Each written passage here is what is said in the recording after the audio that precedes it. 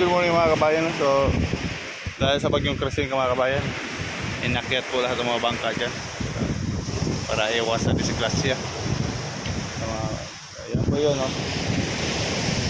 So, medyo mahina na po yung balud. Hindi katulad yung nakaraan na araw. So, ang dagat hanggang doon. Hanggang dyan ang dagat sa, sa ating natayuan. Yung bahay na yan sa ilalim ng dagat, nandiyan sa ilalim ng ilalim ng dagat, sorry. Sa ilalim ng bahay, nandiyan po yung dagat. So sobrang taas ang tubig po hanggang dyan, hanggang dyan sa may gulong po ang tubig.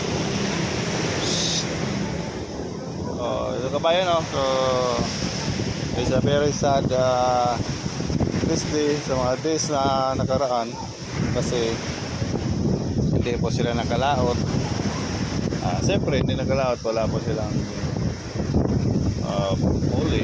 Hindi sila nakahuli, hindi ka nakalaot wala pang huli. Hindi ka nakalaot, wala pang huli. Stoy!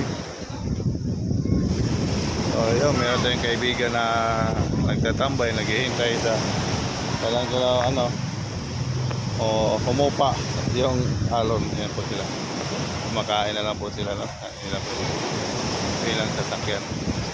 So yan po yung situation sa bagyong Christine. Medyo mahina na yung alon, hindi na katulad yung nakaraan na araw.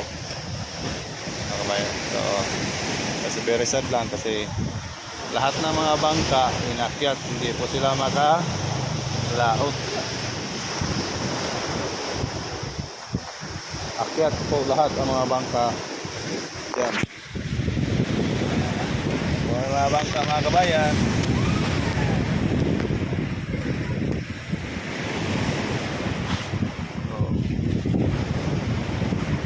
Lahat po ng mga bangka dyan. Nandiyan po lahat ng mga bangka. Sobrang taas ng dagat kahapon mga kabayan, hanggang dyan sa gulong ang dagat. So konti na yung bahay na yan, abot yung abot yung dagat yan. So abot ang dagat yan hanggang dyan sa gulong ng dagat. Malaking alon kahapon. So ilan yung hindi nakalaot? 1, 2, 3, 4, 5, 6, 7, 8, 9, 10, 11, 12, 13, 14, 15, 16, 17. So 17 bangka to nandito. 1, 2, 3, 4, 5, 6, 7, 8. Kailangan natin 8, 9, 10, 11, 12, 13, 14, 15, 16, 18.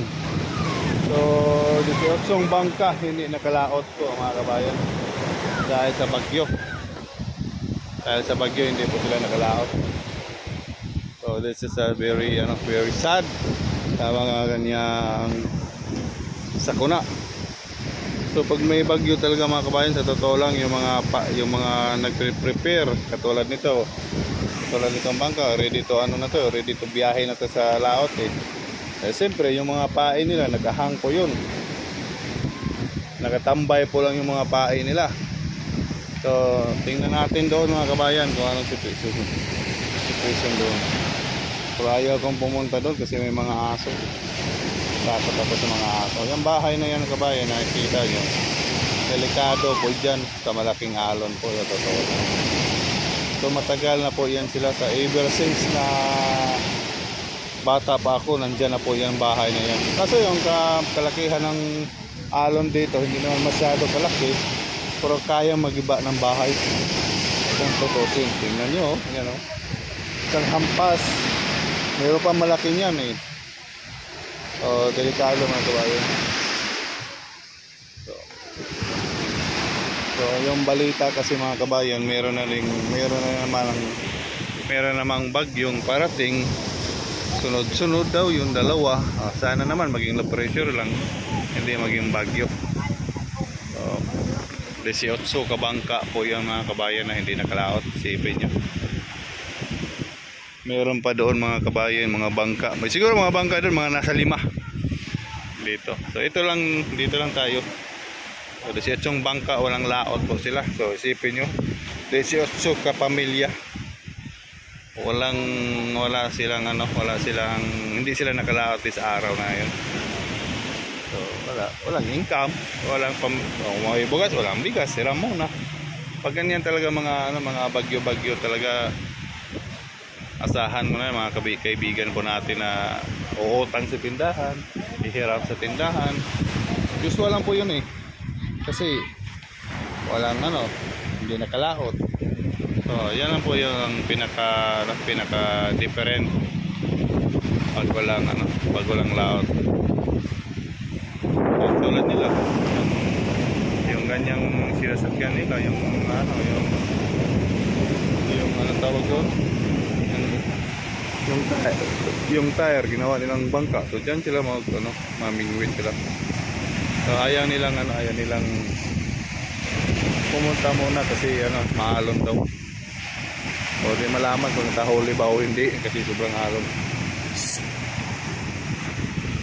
mga kabayan, so siguro mga kabayan, hanggang dito na lang mga kabayan, yeah, thank you for watching mga kabayan, I see you for later.